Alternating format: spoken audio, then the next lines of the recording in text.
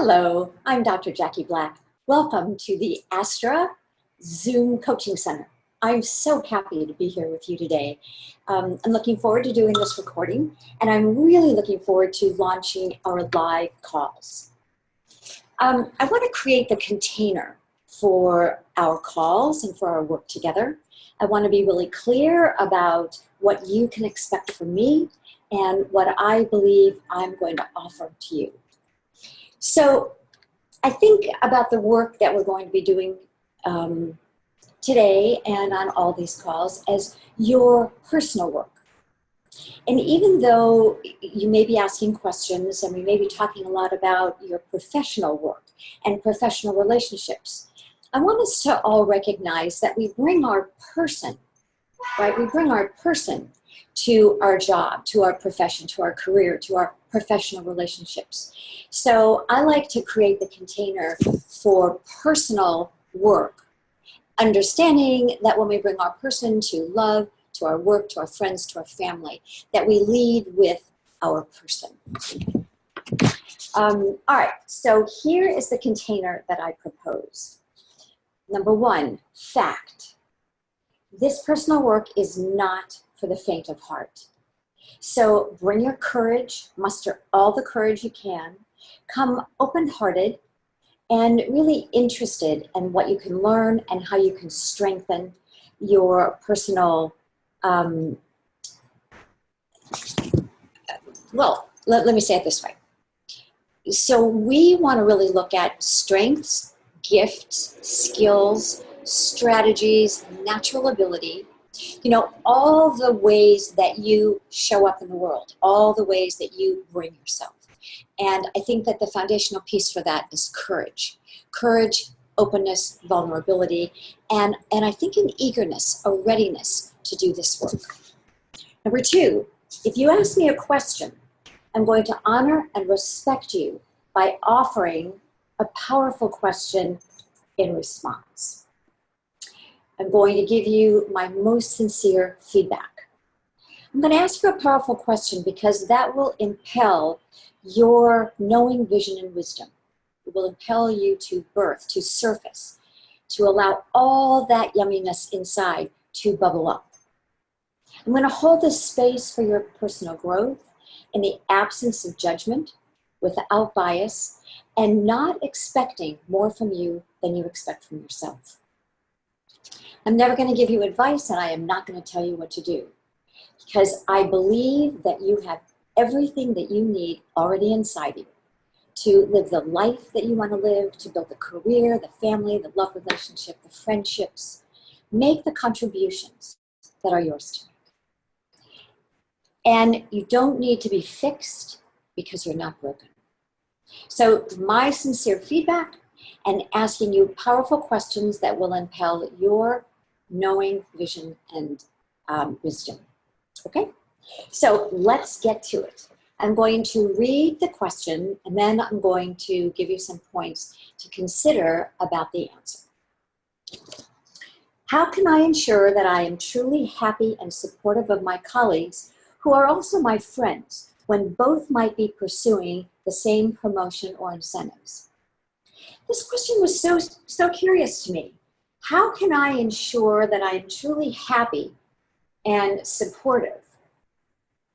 So instead, let me suggest that you ask the question a different way. What might stop me from truly being happy and supportive of my colleagues who are my friends?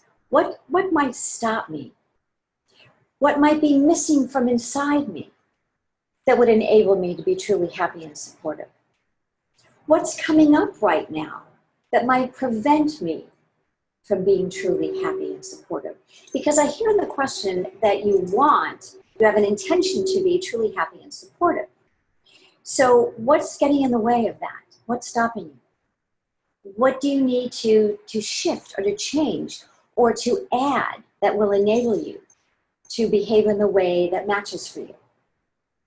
So very often what you're going to hear is a tweak in the question that will then allow you to explore deeper themes, deeper awareness, deeper skills, natural abilities, values, so that you'll be aligning your behavior with your values, with your intentions. Everything will be aligned. So try inquiring within and see what emerges for you. And thanks for the question. Question number 2, how can I keep a long-term love relationship fresh? Your gift of presence, full caps, P-R-E-S-E-N-C-E, your gift of presence to each other will keep your relationship connected. So when we use words like fresh, what are we really saying? Let's drop down deeper into the meaning of the question. I think we're talking about connection, deeper intimacy, deeper vulnerability with each other, a deeper sense of knowing each other better. So your gift of presence to each other is what keeps your partnership connected. So I invite you to shift your focus from the relationship outside of you, your question, how can I keep a long-term love relationship fresh, to a more personal inside self question. How do I want to feel about my partner and about our connection? Then explore the specific behaviors that are probably going to be unique to you and your partner that deepen your connection, your wanting to be with each other, your engagement with each other, your interest in sharing time together and sharing parts of yourself together. Thank you for the question. Okay, question number 3. How can I protect myself from other people's negative energy? Grumpiness, moodiness, jealousy of my life and my happiness. So the first thing I want to talk about is the idea of being reactive or proactive. Being at choice, choosing, deciding for yourself. And the second is the idea of being in charge, being the source of your intended experience, your internal experience. So let's explore these two things. Being reactive. When we are reacting to somebody, they're leading. We're following. They have triggered us in some emotional place. And I'm going to talk a lot about triggers when we meet live. So when we feel annoyed or frustrated or upset or angry, sad, fearful, we are actually sourcing those fears inside ourselves. Other people, if we're triggered by them or if we're being reactive to them, they're leading. When we're being proactive, we're honoring ourselves and we're acting on our own behalf.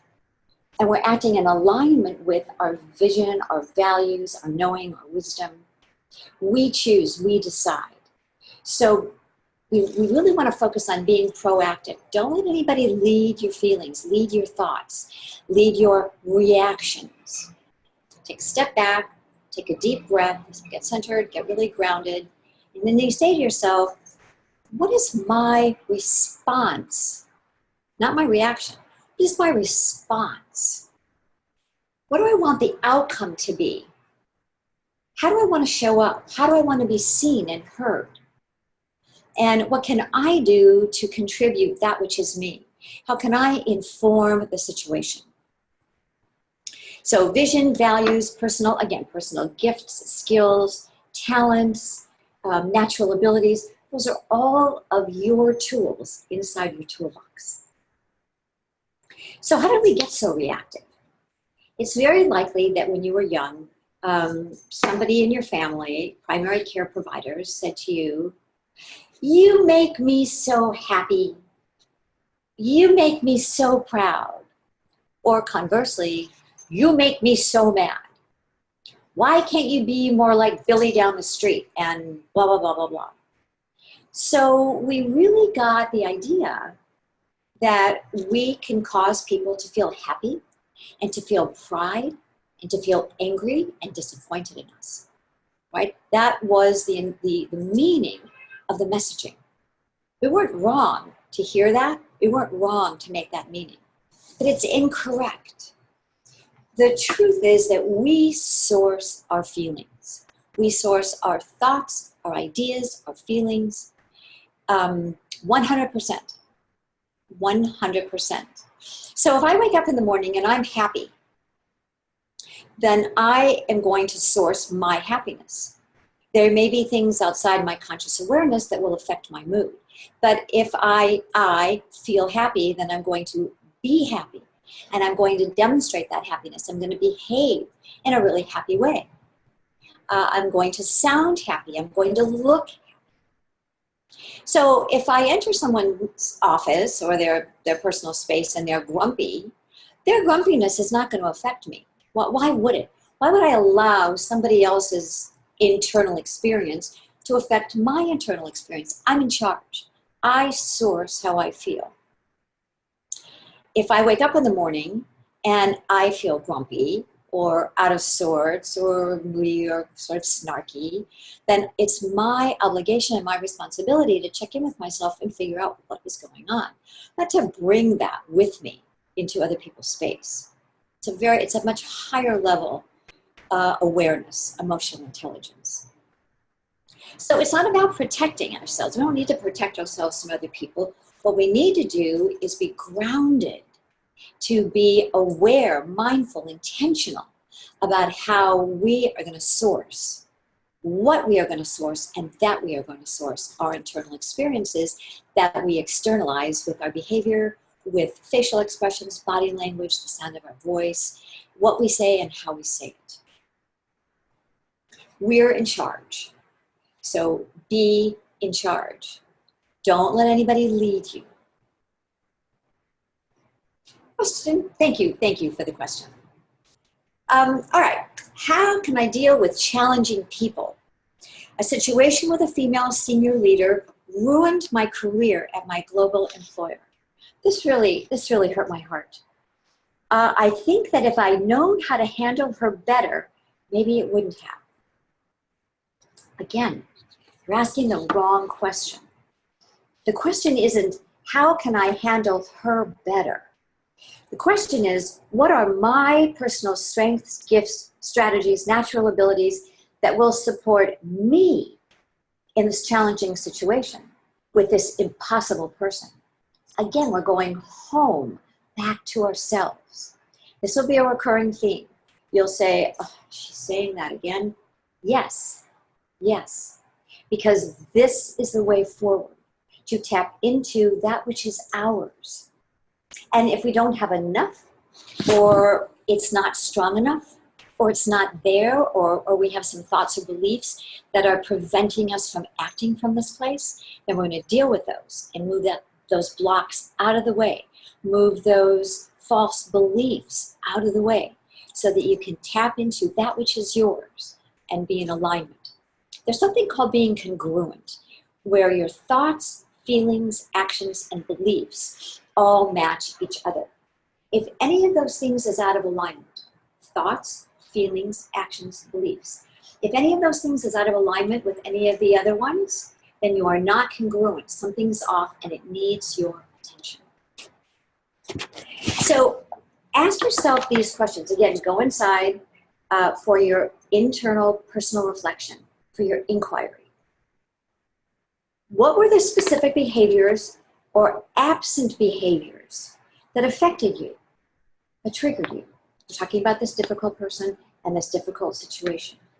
What were the specific behaviors or absent behaviors that affected you? What were the losses that you didn't expect in this relationship? Loss is very important. Looking at loss, recognizing, understanding loss. We're going to talk a lot about that in the coming weeks as well. What were your hopes and dreams for the position that you decided were not going to be achieved? Hopes and dreams. Our disappointment massively affects us. It affects the way we frame things, our perception, and decisions that we make about what's possible and how to behave. Again, I think you're beginning to see that the key to being successful in any relationship is directly related to your internal experience, exploring ourselves first, It's not out there. It's not about the other people. It's about us and what's happening internally first. We're actually going to be looking at who are those people, how are they behaving, what are they saying or not saying, doing or not doing, and how are we being impacted, affected, and influenced. Because how we are being impacted, affected, and influenced determines our response. It determines our perception, and it determines what possibilities that we are holding for ourselves that we need to energize or activate. Question 5 and question 6 are very similar, so I'm going to handle them together. Question 5 is, how can I have a great relationship with my boss? And question 6 is, how can I create a good working relationship with difficult team members? It's all the same question.